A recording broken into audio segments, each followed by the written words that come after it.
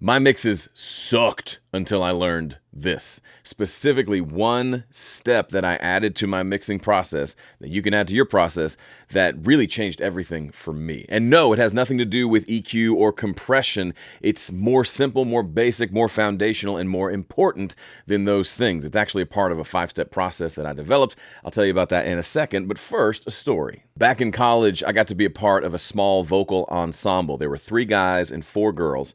We did mostly jazz standards and some a cappella pieces with these rich, beautiful harmonies. Most of the work we did was in the studio recording, but we would do occasional live performances as well. There's one recording session that I remember like it was yesterday. The engineers had come in before we arrived and set up a pair of really nice ribbon microphones in a Bloomline arrangement. Bloomline is basically, it's XY, but since the microphones pick up in figure 8 pattern, it looks more like this. That's kind of the pattern that gets picked up. So we, as the 7-person ensemble, arranged ourselves in a semicircle around these microphones. And our conductor was kind of standing right behind the microphones directing us. We were doing an a cappella piece. And as we started to rehearse and get levels and start to do takes, a problem came up. I'm going to explain the problem to you, and I'd be curious what your solution would be to this problem. If you were the producer on this session, how would you fix this problem? So here's how it went.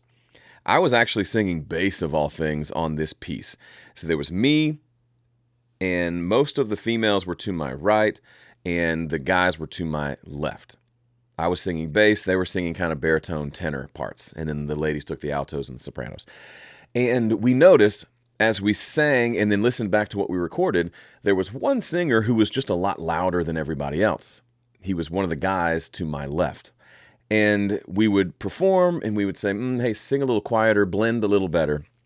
And we would do a take and his voice would still be louder. Here's the place where we can pause. You can even pause the video if you want to ponder for a moment. What would your solution be to this problem? How would you solve the problem of dude over here just for whatever reason can't sing his part without singing louder than everyone else in the group? Go ahead, pause the video. You can even leave a comment with your answer if you want, but I'll give you a moment to think about it and then we'll move on. Now, I know these little quizzes that I give you are totally unfair because I know the full story and you don't. But before I share with you what the actual solution was, let me talk through a couple of potential solutions that people would suggest. I've been doing this Home Studio Corner since 2009, and I have seen just about everything, heard all kinds of variations of advice on how to get great mixes, and I've helped lots of people improve their mixes. So I've got a pretty unique perspective on what works and what doesn't.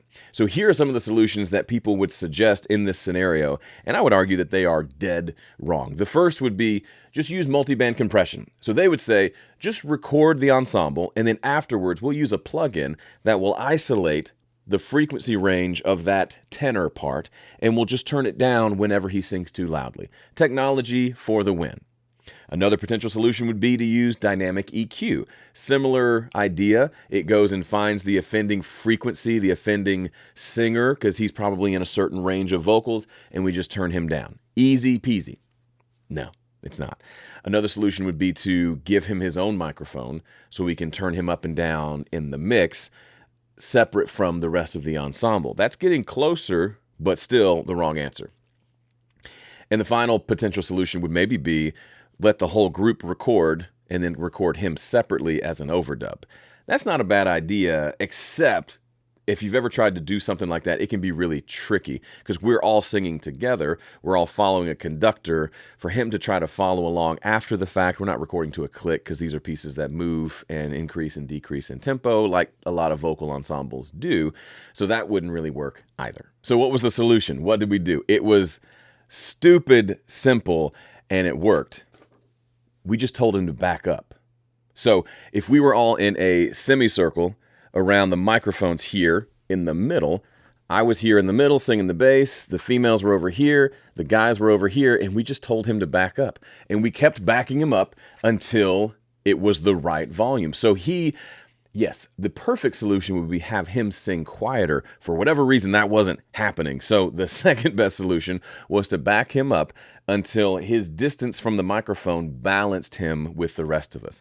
It looked funny. We all made fun of him a little bit, but it worked. By the way, this silly little drawing is a pretty good reflection of what I would call step 2 of my mixing process, which is the static mix, where before you touch any plugins, you just take the given tracks that you have and you set the levels and the panning to get it sounding as great as possible before ever reaching for a plugin. That's the dirty little secret that transformed my mixes. I stopped reaching for plugins to solve problems that weren't really problems yet, and I first solved the biggest problem of all. What should the levels of these things be? When we solved that in this vocal ensemble, everything changed. We didn't rely on technology. We solved it in the room with the simplest of solutions. Oftentimes, the simple solutions are best. If you want to learn my full 5-step mixing process, which includes this static mix as step 2, you can have it for free. Just go to 5stepmix.com. Now, here's the part of the video where the comments come out and people say, oh, that's so simple. Tell us something we don't know already. If you knew this already, your mixes would sound better. I've been doing this for 15 years, and people, I think it's human nature. We want to throw plugins on tracks because that looks and feels cool, but it's the wrong answer if you do it too early. That's why it's step 2 of my whole mixing process. And by the way, step 1 just has to do with setting up the session. Step 2 is really where the mix begins, so it really is the first step in mixing a song. And it makes sense in lots of other contexts, but for some reason, when we get in a studio and we have this huge list of plugins just staring at us, it feels really tempting to just start throwing things on there. Now, can you get a great mix by starting with plugins and then working on the balance later? I suppose, but from my vantage point, 15 years of helping hobbyists get better mixes in their home studio, I find consistently better results when they get the static mix first and then add plugins later to solve some of the problems that exist in the raw tracks once the balance is in place. You may think, Joe, what's the point? Why does it matter as long as it sounds good in the end? Sure, of course, as long as it sounds good in the end. The problem is most people don't get there if they put plugins on too quickly. Let me tell you another story to illustrate this problem. I went to an event, this is years ago out in California, and my friend Ian Shepard was speaking from the stage, and he did a tricky little test for us that we all failed. So he got on stage and said, I'm about to play for you 2 different audio files. He had a big PA system set up. And he said, I want you to tell me the difference between clip 1 and clip 2. It's the same exact clip of the same exact song, but there's been a change from 1 to 2. I want you to tell me what that is. So we all sat and got closed our eyes and got ready to listen. We were going to crush this test. Listen to the first clip. Okay, great, sounds good. Listen to the second clip, and then he asked us to raise our hands and say what we heard. I don't remember if I raised my hand, but I do know that Graham Cochran was there, my buddy Graham, and he raised his hand and said, the second one sounds fuller and beefier. It's got a better low end to it. And we all nodded our heads and agreed. Guess what the difference was between the first one and the second one? A lot of people would say there was some multiband compression, or there was a little EQ boost in the low end, or maybe there was some saturation or console emulation. You would have all, endless numbers of answers. But nobody would guess that clip number 2 was 1 decibel louder than clip number 1. 1 decibel. Okay, that's this much movement on a fader is a single decibel. That was enough to completely change the way that mix sounded. So what do we learn from that? He was talking about that in terms of mastering, in terms of loudness and all of those things, which it is very important there, but it also applies all the way back here at the mixing phase. If I've got tracks that aren't balanced well, I'm going to make decisions based on what I hear. And those decisions aren't going to be the best decision for the mix because the level wasn't right to begin with. What's an example of this? Let's say I've got a rock song, drums, bass, guitars, vocals. And let's say the bass guitar is too quiet. Okay? The bass guitar is too quiet. When I listen to that mix, my gut reaction will be, there's not enough low end on that bass. So I go and crank up the low end with some EQ. And then I say, now there's not enough high end on the bass. So I go crank up the high end. And I say, man, some of those notes aren't cutting through as much as I'd like.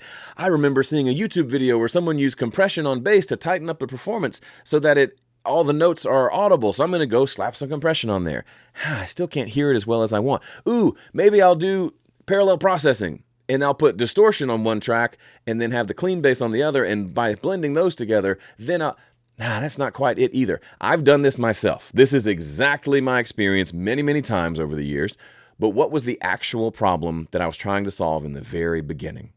The bass was too quiet.